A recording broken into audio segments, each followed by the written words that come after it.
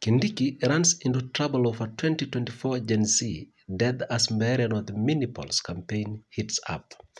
Deputy President Kithure Kindiki has found himself on the receiving end over the June 2024 Gen Z protest during a political rally attended by Democracy for Citizen Party leader Rigathi Gachagua, Newton Karish, among other opposition bigwigs in Mbeere North.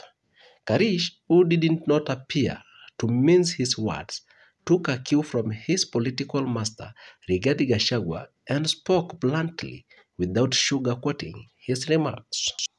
He stated by questioning Kithure Kindiki, authority as the Mount Kenya region kingpin and defender of Mbeere North. Karish insisted that Kindiki must be reminded of who was the interior CS when Gen Z died during the 2024 protest.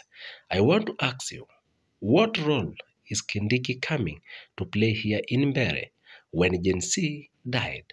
Who was the Minister for Interior? Isn't it he the one who ordered police to shoot them? He should say sorry, Karish said.